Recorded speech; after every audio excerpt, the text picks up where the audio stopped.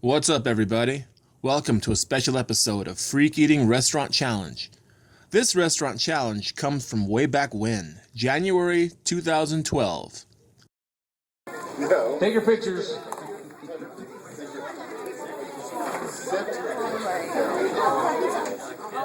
You can do it! On your mark, get set, gobble! Surfer Joe's Pizza in San Bernardino, California invited me to attempt to be the first person to take down a Tsunami Pizza single-handedly. A Tsunami Pizza is Surfer Joe's biggest pizza size on the menu. It's 28 inches across and is cut into about 50 squares, give or take. Now, I'd taken on 28-inch pizzas before, but never solo. Those were always team-building efforts. So when the owner had talked to me and said, we want to see if it's possible, I said, sure, why not? Well, there were a couple catches. For one thing, I had to pick a topping, and secondly, he was only going to give me an hour to get it done. And they were going to do it kind of like a big demonstration, like the nighttime entertainment on a Friday night. So that's pretty cool. A lot of my coworkers from the area had actually come out to watch. And many of my coworkers already knew of my man versus food exploits, and they knew about my general restaurant challenge shenanigans. And since it was in town, they decided to make it their night entertainment too. Of course, going in, I had no idea if I was really going to get it done or if I was going to end up, spewing everywhere. A 28-inch pizza is huge. And the ones that they make at Surfer Joe's, they're thick crust. That's definitely not a paper-thin pizza. I've taken on many 28-inch challenges in my day, solo and team. And this definitely ranks as one of the thicker ones. And of course, a thicker pizza means more dough, means more weight. And of course, dough is, in my view, is definitely the hardest thing to eat in mass quantities. If you give somebody a 10-pound pizza and 6 pounds of that is dough, they're probably not going to get it done, even if they could eat 10 pounds. So when the owner asked me, what toppings do you want? I asked, do they have to be one topping or can we split it up? And he was like, well, if you want to go halves, quarters, it's up to you. So I thought of it for a second and I'm like, well, I guess I'm just going to split right down the middle. We're going to do half red onion. I'm not sure if it's red onion or purple onion. And the other half will be green bell pepper. It's very important to strategize when picking toppings. If you're not a spicy eater, you probably don't want to go with jalapeno or habanero or anything like that because that's really going to stop you up and slow you down. You want something that's going to, keep the flavor interesting and it's going to help you get through it.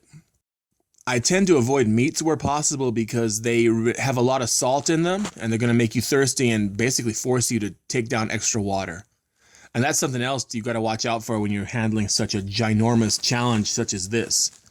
I mean, this pizza was easily a legitimate 11.5 to 12 pounds. It was way up there. And, I've taken on enough challenges to know what my body feels like afterward. And yeah, this was one of the challenges that definitely put me through the ringer.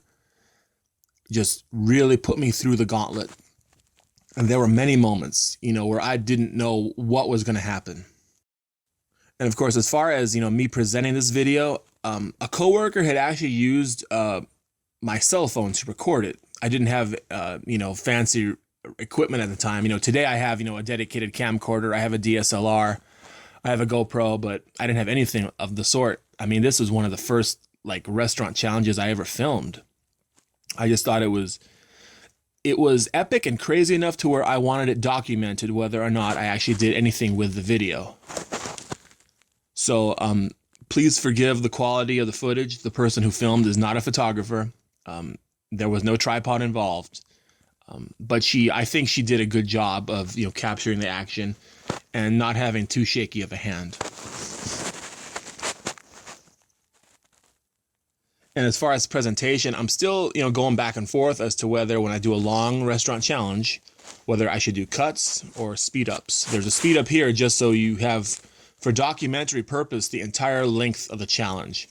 From beginning to end, you see that I was there the whole time.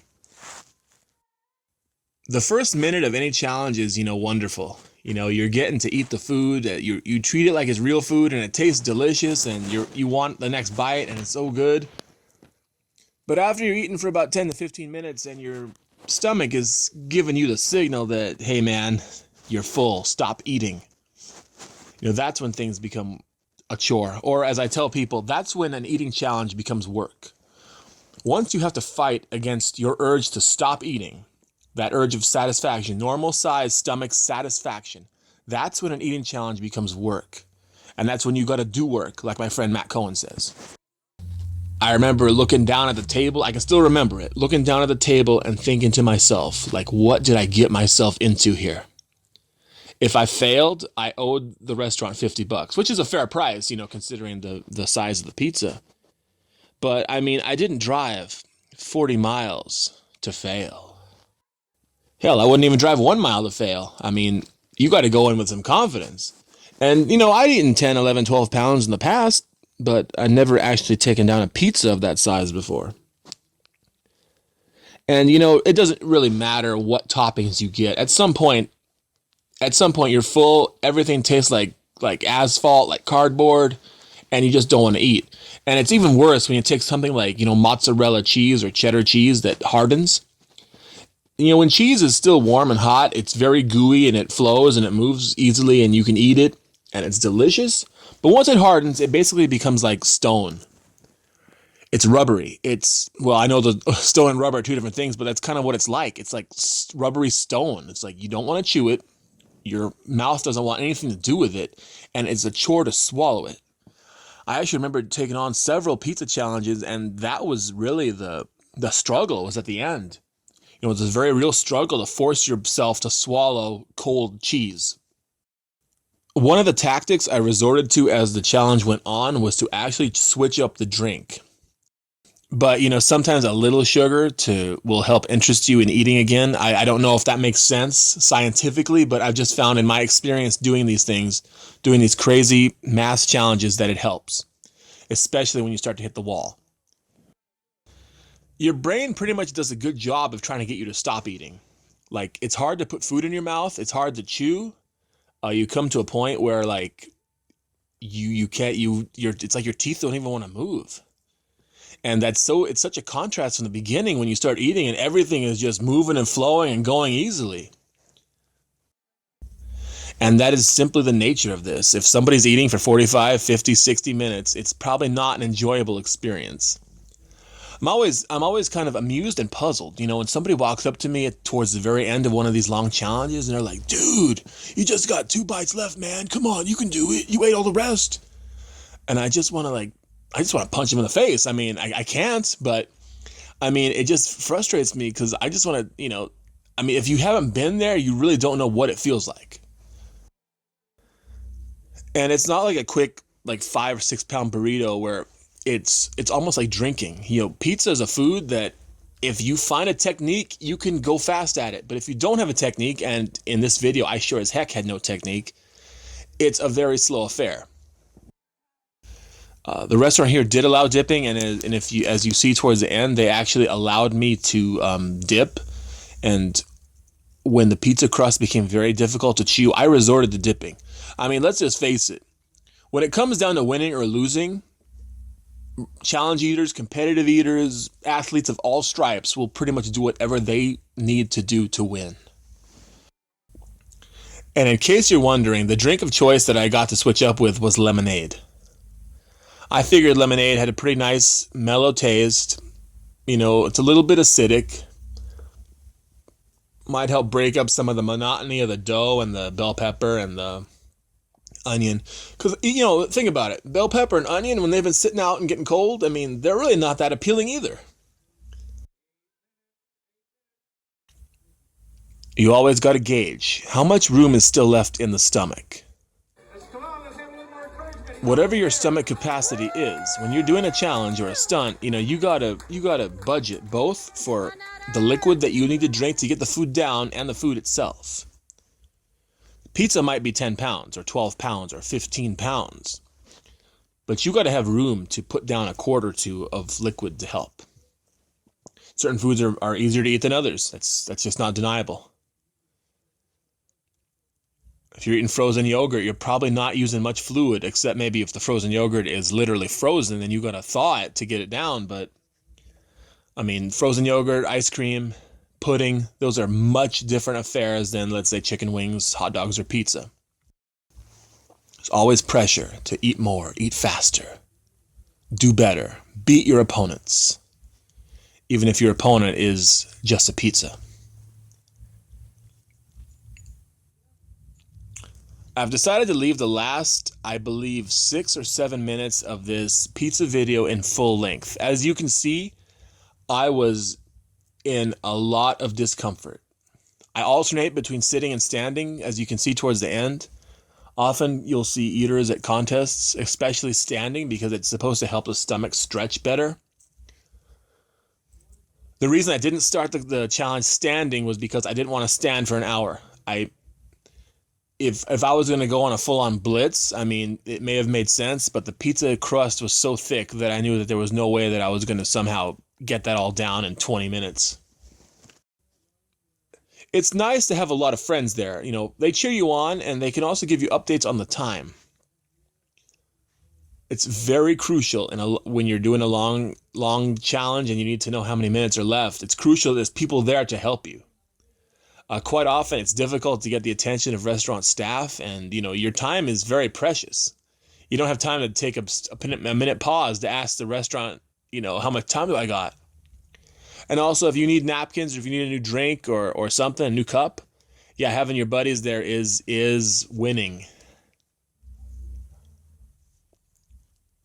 And of course, having a crowd is awesome. I mean, I've been to a few challenges, a few contests where there were people watching and cheering.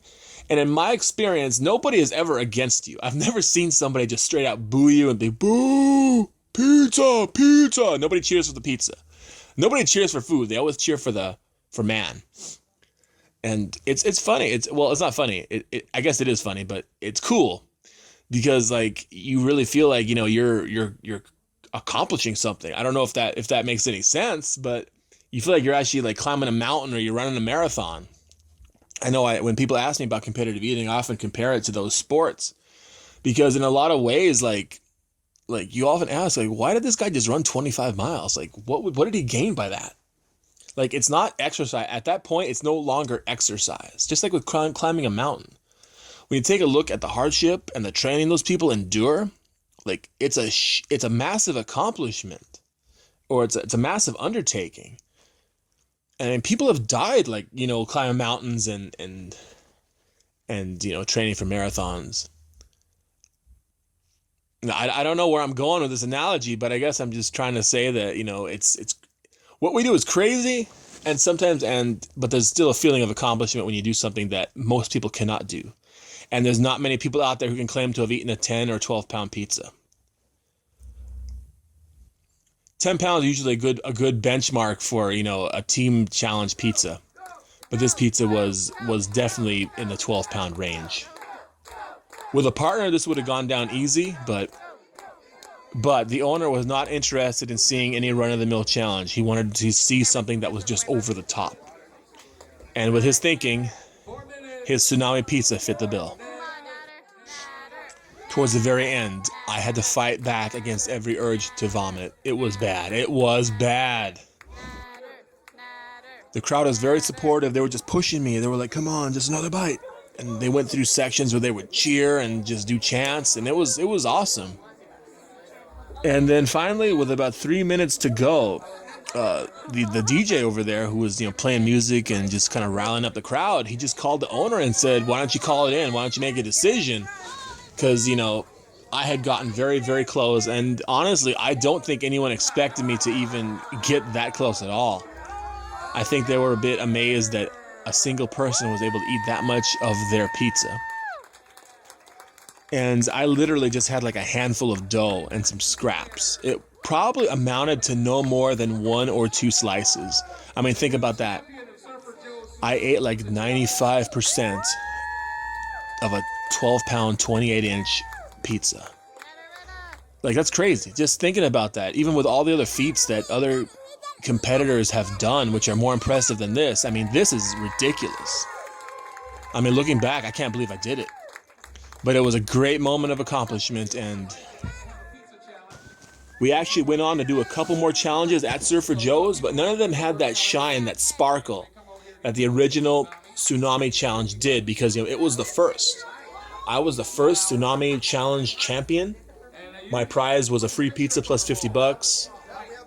They used to have a website, but the website has since gone down. And I think I'm supposed to have my picture on the wall there. I don't know if that's still there or not, but in the long run of restaurant challenges that I've done, this is definitely one of the biggest and the most memorable. As absurd as it sounds, this one will always have a special place in my heart and stomach. If you enjoyed this video, please hit that thumbs up button. Leave a comment. What are some restaurant challenges you've heard of, that you'd like to see me try one day? I mean, my goal is actually to go on some big road trips across the United States and hit some of the big ones that you've seen on Man vs. Food and that some of the other competitors such as, Randy Santel and Furious Pete have got to. So I have a long to-do list. I just hope I live a long time to do it.